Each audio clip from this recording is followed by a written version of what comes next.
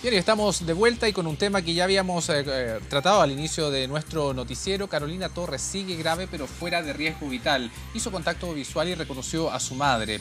El ataque a la joven lesbiana, que fue brutalmente golpeada por 3 sujetos debido a su orientación sexual, ha generado que el gobierno anunciara un plan de perfeccionamiento de la ley antidiscriminación tras el ataque lesbofóbico que sufrió esta joven. Para hablar de este tema nos acompaña a esta hora de la tarde la fundadora de la organización lésbica Rompiendo el Silencio, Erika Montesino. ¿Cómo está, Erika? Hola, buenas tardes. Gracias por la invitación. Lo primero que me gustaría preguntar es qué es lo que se debe modificar y qué es lo más urgente en relación a los cambios que se deben generar con esta ley.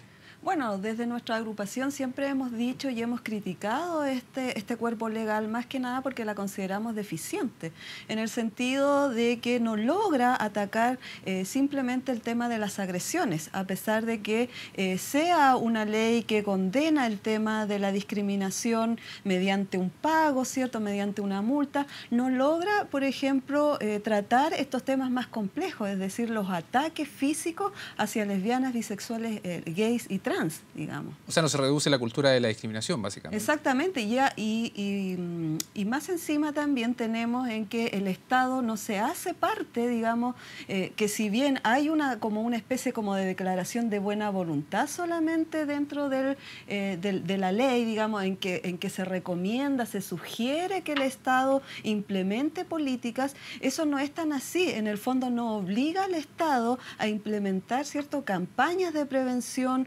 políticas públicas, siendo que está mandatado. Eso ha sido criticado incluso por organismos internacionales. Y a juicio de ustedes, como miembros de esta organización, ¿qué es lo que debería hacer el Estado en lo inmediato, en definitiva? ¿Cuáles son las modificaciones, si vamos a lo específico, las modificaciones más urgentes que se requieren para que esto sea, en definitiva, efectivo y que, en definitiva, la gente tome razón de esta normativa que, en definitiva, también impida que hechos como estos vuelvan a ocurrir, finalmente? O sea, claramente aquí la ley antidiscriminación o la ley Zamudio, como se la conoce, necesita cambios profundos.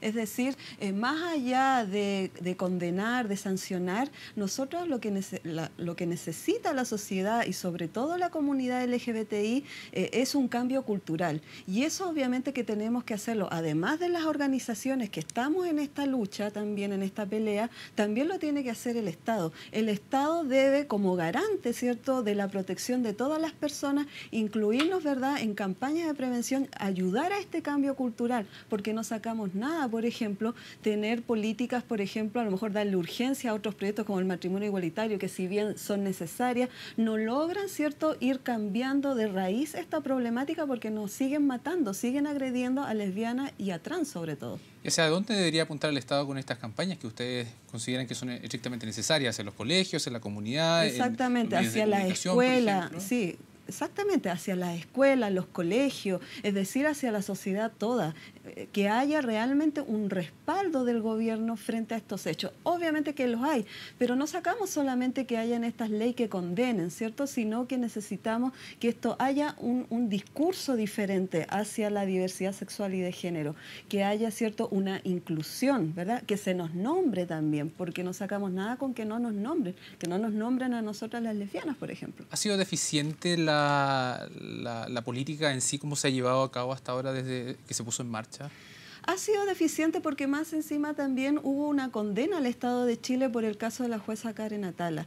Y en esa condena, digamos, se obliga o se sugiere al Estado de Chile que tiene que implementar políticas públicas, es decir, capacitar a sus funcionarios del gobierno, tener, ¿cierto?, estas campañas de prevención, cosa que no se ha hecho. Se ha hecho quizá a lo mejor en pequeñas cosas, avanzando un poco, pero sin embargo es más lo que no se ha hecho que lo que se ha hecho, digamos.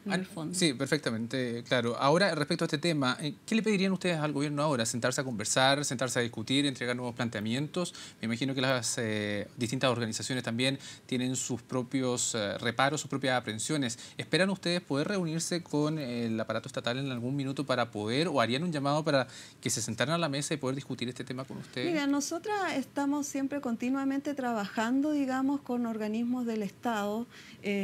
Hoy hoy en día somos parte de una mesa de trabajo con la Fiscalía Nacional para hacer un seguimiento a los casos de violencia hacia personas de la diversidad sexual y de género, una mesa de trabajo que se va a retomar en marzo, pero también creemos que es necesario el mayor, ¿verdad?, compromiso, digamos, de otros órganos. Ahora yo creo que también acá, y es lo que nosotras como agrupación lésbica hacemos también, es interpelar también al Poder Legislativo y obviamente que también al Gobierno, que apoye estos proyectos de ley que están actualmente en el Congreso. No solamente la ley antidiscriminación, sino que también incluso la que está en el Senado, que está en la Cámara, que es el proyecto de ley de incitación al odio, por ejemplo, y también el proyecto de ley, ¿cierto?, de violencia integral contra las mujeres. ¿Por qué te digo eso? Porque como lesbianas y trans también somos mujeres y también necesitamos que se nos nombren en esos proyectos de ley.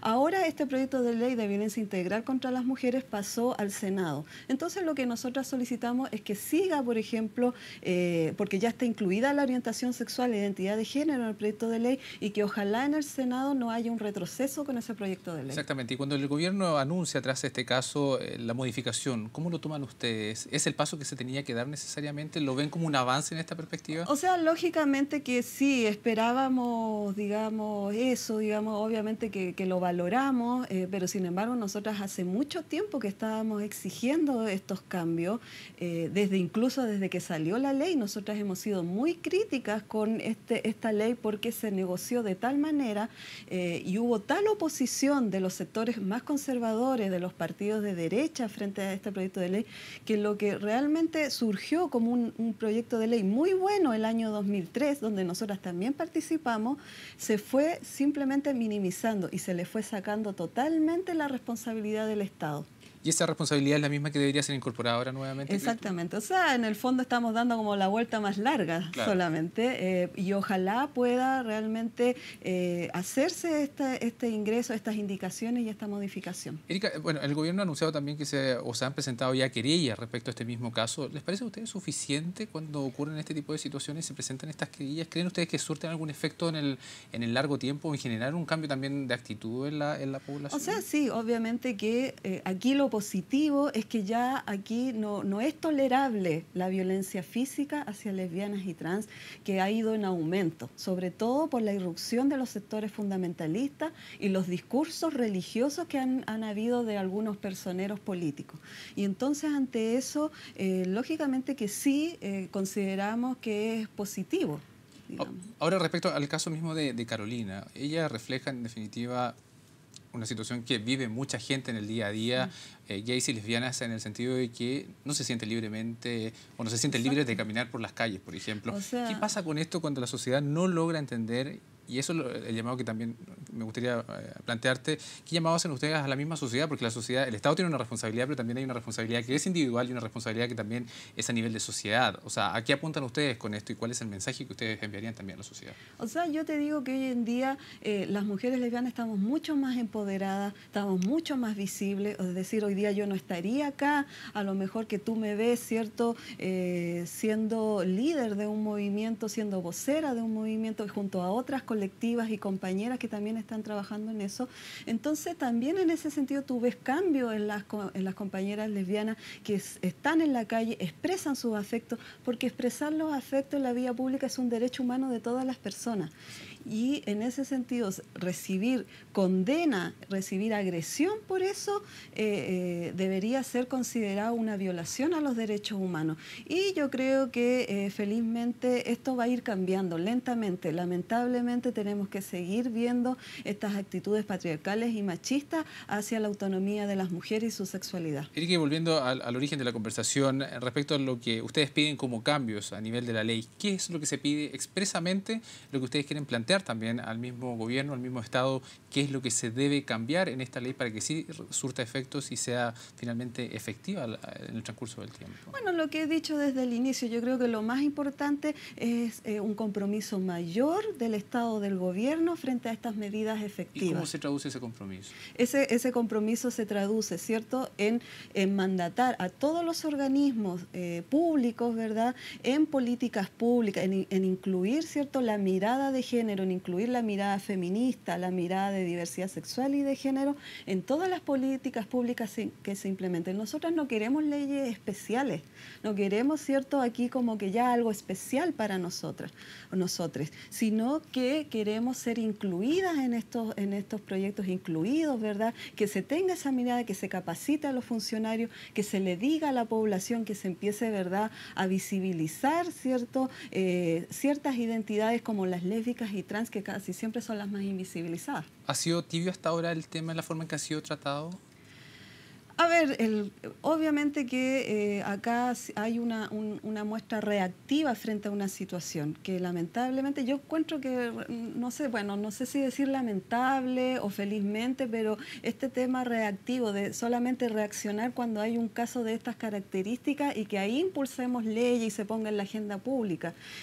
Ojalá no fuera así, ojalá fuera realmente con una voluntad del propio gobierno para llevar adelante estas temáticas e implementarlas, que no sea solamente porque pasó un crimen, porque pasó un asesinato. O sea, nosotras desde el crimen a Nicole Saavedra, una joven lesbiana de Limache, que ha estado 3 años, o sea, que fue secuestrada, torturada y asesinada, y ha estado 3 años en la fiscalía y todavía no se encuentran a los culpables, siendo que el Estado se hizo parte y ahora no sabemos nada. Perfecto. Y antes de cerrar, tengo una última pregunta. ¿Es Chile un país machista, crees tú, en relación a las lesbianas? Sí, por supuesto. Nosotras estamos cansadas de ser cosificadas, de ser agredidas por expresar nuestros afectos, de ser acosadas en las calles, de que solamente se nos vea, digamos, como producto, ¿verdad?, de cosificación y no como mujeres, ¿verdad?, empoderadas, voceras de los movimientos. Yo creo que hay una alta lesbofobia en la sociedad en general. Perfecto. Bien, hay una gran marcha también que está convocada para marzo, ¿no? Sí, el 8M, el 8 la huelga, nosotros también vamos a participar, estamos participando actualmente en la Comisión de Disidencia Sexual de la marcha del 8 de marzo. Perfecto. Bien, pues vamos a estar muy también pendientes de esta situación y de todo lo que siga ocurriendo en relación también y el estado de salud de Carolina Torres. Muchísimas gracias, Erika, por estar con nosotros. Muchas gracias por la invitación.